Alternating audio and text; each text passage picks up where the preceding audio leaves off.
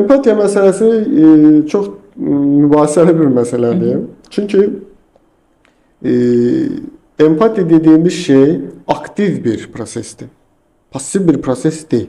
Əgər pasiv empatiyası yaşayırsınızsa, siz şəxsən demirəm bu arada, bu başa düşdüm. Ümumi profildə deyirəm. Empatiyası yaşayırsınızsa və pasiv şəkildə yaşayırsınızsa, burada bir özümüzdə problem axtaracaq. Buna bir empatiya yorğunluğu deyirlər bəzən. Belə bir yaygın bir anlayış var. Yəni qarşı tərəfin duyğusunu oğurluyursunuz. Və yoruluruq. Qarşı tərəfin duyğusunu bir insan niyə oğurlayır? Adam acı çəkir. O onun acısıdır.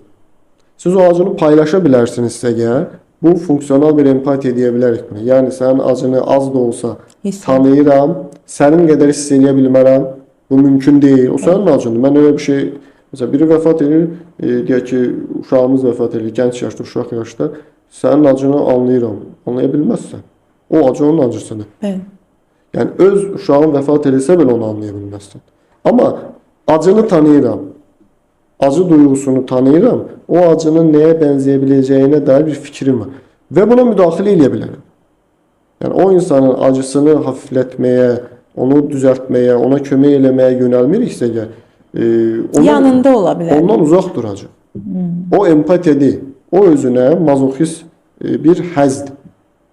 Yəni empatiya, əgər sənin acını yaşayıram, onun qədər ağlayıram. Bu empatiya olmadı ki. Siz onun duyğusunu uğradınız, özünüz yaşadınız. Onun duyğusunu qısqandınız, acısını qısqandınız. Bu qurban psixologiyasıdırmı?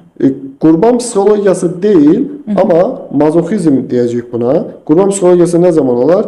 Birisi acısından danışır, siz elə bir acıdan danışırsınız ki, Biz sən sus. yəni rəqabətə girir. Yəni adam bir acısını danışır, onu paylaşacaq. Mənim acım səninkindən böyükdür. Məsələn, bunu xəstəxana koridorlarında çox sıx görürük ki, xəstələr öz aralarında danışanda mənim falan xəstəliyim var, mənim falan xəstəliyim də var. Hətta mənim qaynumun falan xəstəliyinin falan şeyi də var. Tamam, adamın acısını dəyərsizləşdirir. Adam bir acısı var idi. Ona mesela dinlə 5 dəqiqə falan. Yəni burada nəyi vurğulamaq istəyirəm?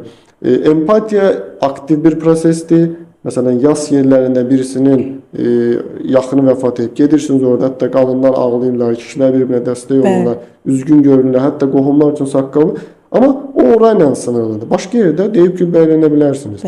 Amma filankəsin yaxını vəfat edib deyə dərin depresiya girib, yasa girib, onunla sanki yaxını ölmüş kimi yaslanmaq, bu artıq o acını qısqanmaq mənasına gəlir. O zaman qurban psixologiyasını bəhs edə bilərik ki, sənin yaxının ölüb acı çəkirsən, mənim yaxımın ölüb, mən səndən daha çox acı çəkirəm. Burada belə bir nüans fərqlilikləri ola bilər.